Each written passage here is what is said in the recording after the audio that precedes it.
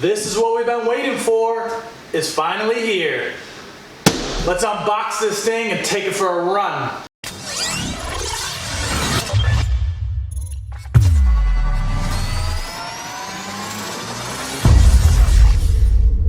Kershaw, leak.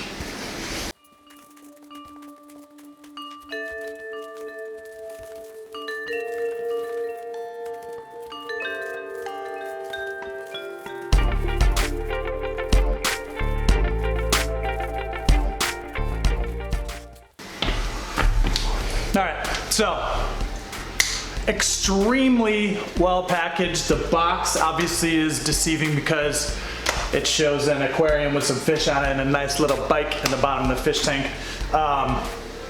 During their campaign, the FLX folks on the Babymaker had some options for purchasers to vote on for box type.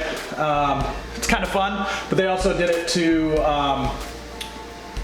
kind of hide what it was if it was dropped off at someone's porch or whatever the case may be, so you may not think it was a bike right offhand and something not as expensive as it actually is. So extremely well packaged, box inside a box, foam packed. Of course, everything has foam packing around all the parts that would rub, and then everything is zip tied. So we're gonna cut through these zip ties real quick and start kind of putting this thing together over a time lapse. Okay. Alright, it's voiceover time. So there are two versions of the Babymaker, the Standard and the Pro. Each of them come in two different sizes, 19-inch frame or 23-inch frame. I have the 23-inch frame. The difference between the two is that the Pro has a carbon gauge belt drive, while the Standard, which is what I have, has chain, as well as the brakes. The brakes that I have are Tektro C brakes, and the brakes on the Pro are Magura hydraulic disc brakes. Both bikes come in at about 33 pounds. They advertise a top speed of 28 miles per hour. The battery is a 36 volt 7 amp hour battery. Charge time is around 2 hours, which really isn't too bad at all. Mine's charged up pretty quickly. Your tires are kind of typical. You're 700 by 28C, so an inch and an eighth wide. And that's about it. The motor, I believe, is 250 watts. They advertise 5 pedal assist speeds and advertise a 28 mile per hour top speed, which I've gotten it up in pedal assist 4 to approximately, I think, 18 miles per hour. All right, this is a nice charger, honestly. From what I'm seeing so far, this is a pretty nice charger. Has a fan built into it, which if you order some electronic or E-type of devices, sometimes it doesn't come with a built-in fan. You get some overheating on this specifically, so that's a nice charger that it comes with. We saw some of the other things, so we'll put these pedals on and start putting this thing together.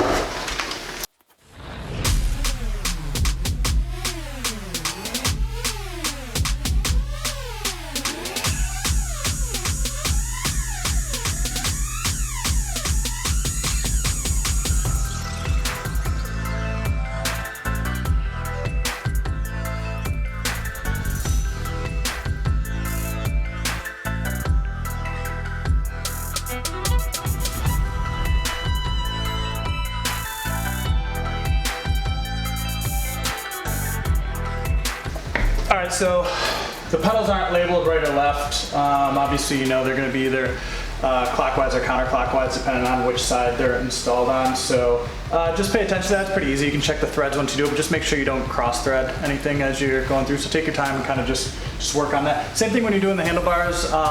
They're obviously fine machine screws going into aluminum, so just take your time, finger tighten, and then do kind of cross back and forth threading and tightening as you go, so you don't get any stripped threads on the aluminum around the bolt. So just take your time, same with anything else.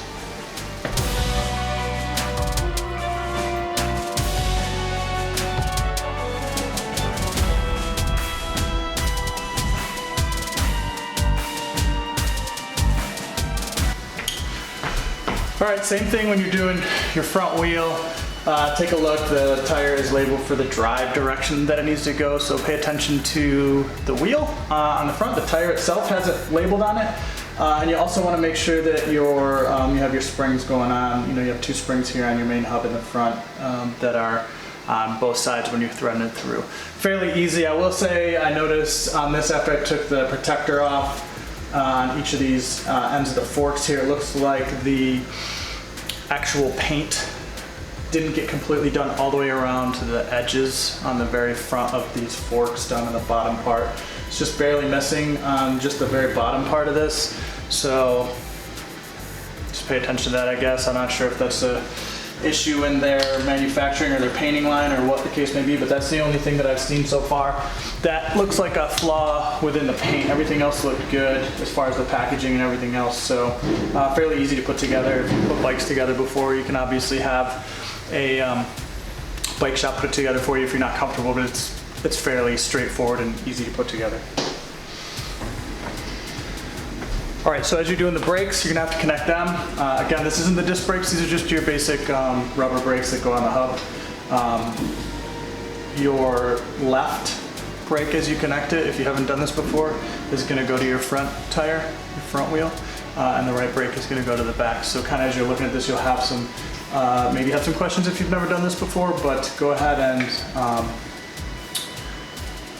left brake goes to the front, right goes to the rear.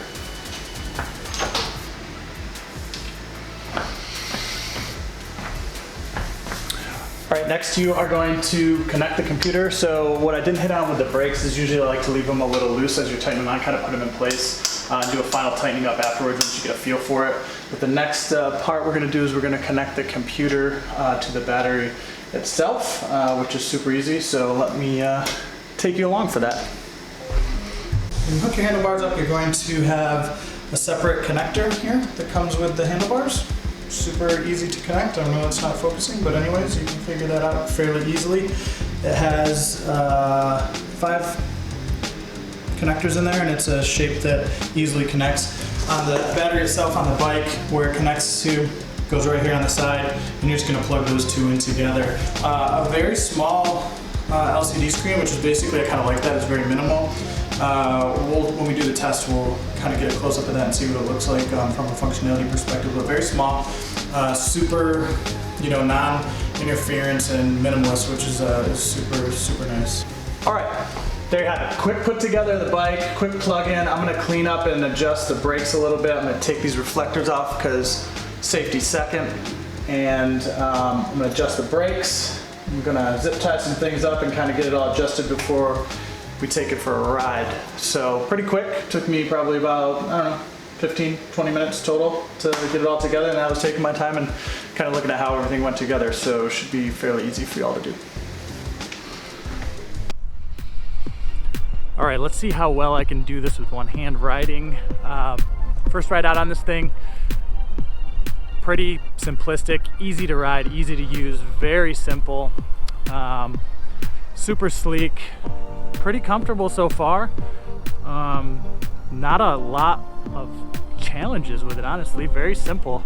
I dig it, super simple, sleek, everything is contained within the bike, a lot of the wires, things like that. It makes it really, just really simple. It's super lightweight. If you've seen any of my other videos on the Mate X, that thing is 65 pounds. This is around between 27 and 30 pounds, I believe, if I remember correctly. I'll add the weight to it, but a lot lighter, super easy to get around. I live in an apartment, so getting it in and out and around is really easy compared to anything else. I like it so far.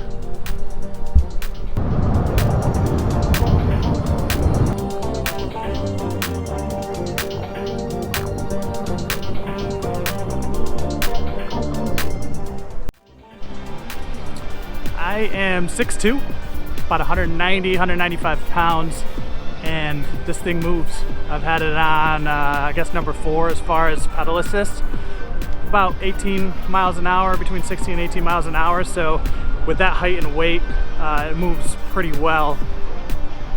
I will say I have the larger frame out of the 2, and I'm used to mountain bikes where I'm stretched out a little bit more, and this is a little tighter than what I'm used to. It's not uncomfortable, but I like a little more space, personally. Not bad. The handlebars are not super comfortable, so I may look at maybe a rewrap on those or seeing what maybe my options are as far as the handlebars. But overall, it's not a bad ride. So let's kind of wrap this up. I'll give you a quick walkthrough of the electronics on it, which were fairly easy to use, and then we'll finish the video up.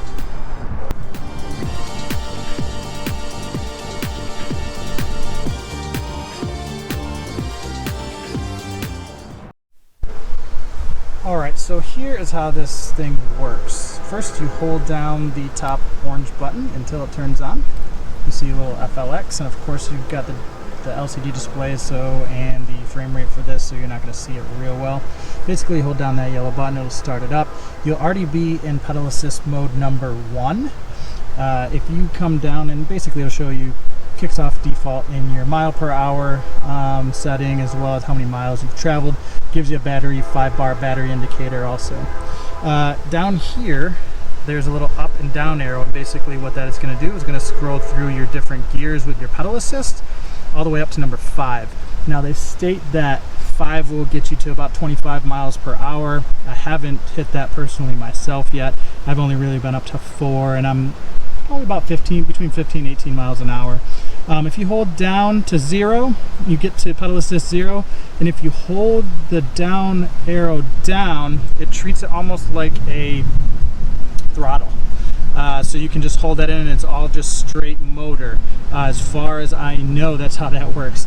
This little button here is an M, and that'll basically swap through modes, and you can see different things like your time that you've ridden. You can see your average mile per hour, your max mile per hour, your miles traveled, just some real simple stuff. So pretty basic functions there. What I do want to show you also is that the charging port for the battery is here on the side. It's got a little rubber cover for it to prevent dust and moisture from getting in there. It doesn't fit on there perfectly. I don't know if that's just me getting it on there or not, but it doesn't fit perfectly. And then here in the front is where the actual battery is housed, and it comes with Allen keys for you to be able to open that up and pull the battery out. I don't see myself ever needing to do that unless it needs to be serviced. Okay, so let's talk for a few minutes about my overall impression of the bike. Obviously, this is my first day out on it after just putting it together real quickly and getting a quick ride. I like the bike. One thing that I do wish that I bought is I wish that I had got the Pro version. I just have the standard version. I wish that I had got the Pro version just because of the disc brakes. These standard brakes that are just around your hub are they're pretty mushy. I'm gonna dial them in a little bit myself and see if I can get them to be a bit more responsive, but being used to disc brakes and then going to those, I kind of wish that I had paid the extra money and went with the disc brakes. And then the disc brake, the Pro upgrade also gets you the belt drive versus the chain drive. Not sure how important that is to you. I really kind of wish I had gotten the disc brakes, but overall the bike is comfortable to ride. It looks like it is very well built. All of the welds on the bike are pretty seamless. It looks like a quality bike. I like the layout of it, and of course I love the matte black everything, you know. So comfortable bike, and I think I'm really gonna like it. I think if you're looking to get into an electric bike, now's the perfect time. Maybe try one of these out. I did fund it on Indiegogo earlier this year, and the price was really good on the bike. And FLX has a long-standing reputation with some of their other bikes you can check out there on their website. So it's not like it's a new brand getting out there. They have a range of different bikes from road to off-road, and so they have the experience there to put these bikes together. It's a great bike. I really like it, and hopefully you'll take a look at them, and maybe you'll like that too. If you do pick up one of these, shoot me a comment and let me know some of your feedback about the bike. So that's it for today. Thanks again for sticking around. Thanks for scratching your itches. I scratch my itch as frequently as my wallet allows me to.